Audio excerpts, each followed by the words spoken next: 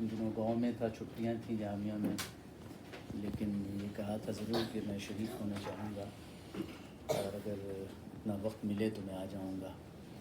تو بہرحال یہ تاریخ آ گئی اور 75 سال کے ظاہر ہے کہ یہ ایک کہانی بھی ان کی اسی عنوان سے بھی ہے، ٹوٹے ہوئے پنکھ میں جنم دن۔ تو خیر اس کو میں آج ریلیٹ نہیں کروں گا، لیکن یہ کہ یہ موقع اصل میں ان کو مبارکباد پیش کرنے کا ہے اور یہ ایک سیلیبریشن کا ہے کہ ہم 75 سال جب کہ بسم اللہ صاحب ہو گئے ہیں، ان کے ساتھ ہم ایک شام منا رہے ہیں۔ اور ہال چھوٹا سا ہے اور زیادہ لوگ بھی نہیں ہیں، لیکن یہ کہ اس میں ویاپکتا بہت ہے۔ ایک کتھاکار، ایک شکشک، اور جیسا کہ ایک آلوچک کے روپ میں بھی آپ نے ان کو پریزنٹ کیا، یا بھی پروفیسر چوبے بتائیں گے، پھر ایک شاعر کے طور پر بھی۔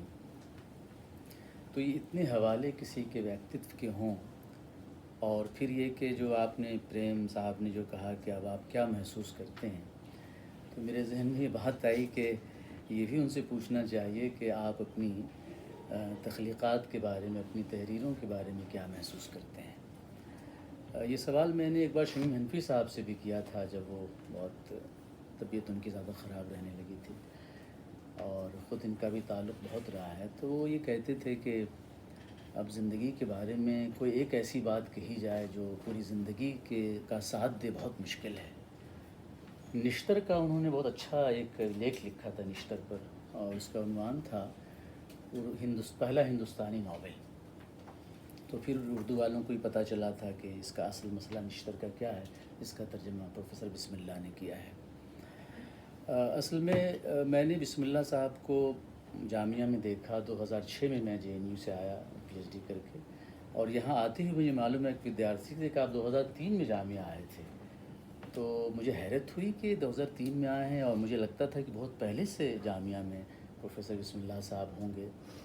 اور ظاہر ہے کہ ہمارا شعبہ ملا ہوا ہے، ایک فلور ہے، کچھ سیڑھیاں ہیں جو اردو کو اس طرح سے ہندی وبھاگ سے ملا دیتی ہیں، ادھر سے بھی اور ادھر سے بھی۔ درمیان میں ہم کبھی رک جاتے ہیں، کبھی بات کر لیتے ہیں۔ پروفیسر پانڈے جب آتے تھے مجھے بلا لیتے تھے، میں ویسے بھی چلا جاتا تھا۔ لیکن سب سے جو ایک خاص بات میں کہنا چاہتا ہوں ان کے ویکتتو کے سلسلے میں، کہ میں نے ایک جو ان کی شخصیت میں جو چیز محسوس کی ہے، وہ ایک جس کو کہتے ہیں کہ ایک اندر سے جو ایک ابال سی ہوتی ہے کوئی چیز، اور پھر اس ابال کو کتنا کوئی سنبھال کر رکھ سکتا ہے۔ میں نے ہم ایک وچلت لفظ ہندی کا تو